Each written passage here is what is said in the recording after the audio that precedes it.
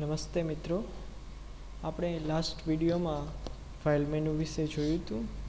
હવે આપણે બીજા મેનુ એટલે કે એડિટ મેનુ વિશે જોઈએ.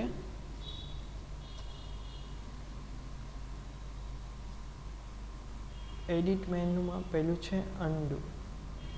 અનડુ એટલે કોઈ પણ આપણે જે ન કરવું હોય તે, મીન્સ કે મેં અહીંયા એ એવું લખેલું છે અને હું પાછું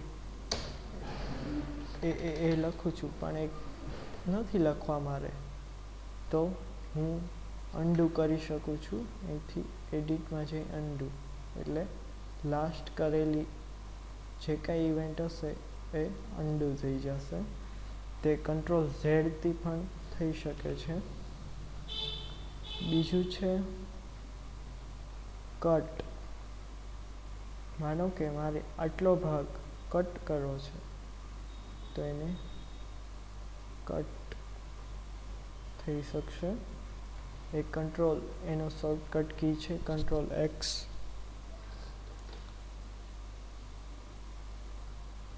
પછી છે કોપી.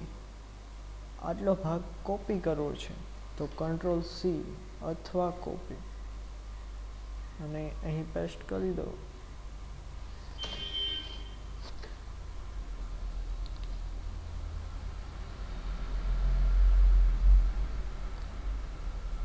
પેસ્ટ, જે મેં પહેલાં ભાગ કોપી કર્યો હતો એ અહીં પેસ્ટ કર્યો છે. પેસ્ટ કરવા માટેની શોર્ટકટ કી છે કંટ્રોલ વી.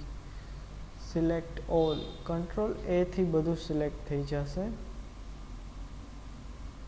સિલેક્ટ ઓલ થઈ ગયું. ત્યારબાદ છે ફાઇન્ડ. હું અહીં એ ફાઇન્ડ કરાવું છું. ફાઇન્ડ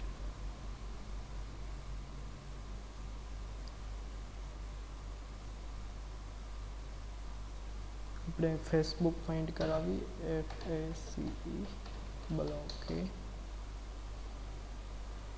એફ કેપિટલમાં છે એટલે એને ફાઇન્ડ ન કર્યું.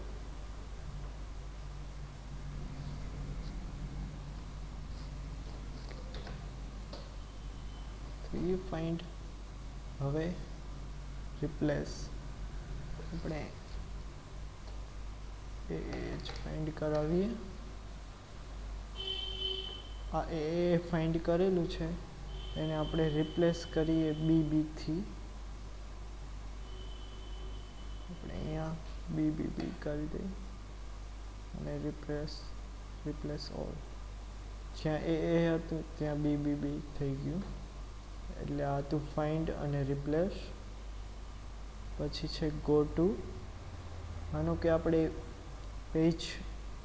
પહેલા પેજ ઉપર છીએ, હવે બીજા પેજ ઉપર જવું હોય ડાયરેક્ટ, તો અહીં આપણે ગો ટુ કરી શકીએ. અહીં આપણે ડાયરેક્ટ બીજા પેજ ઉપર આવી ગયા.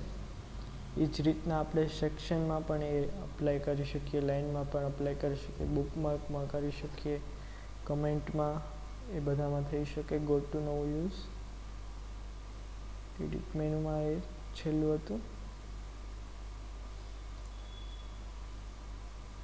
આ હતું આપણું એડિટ મેનુ.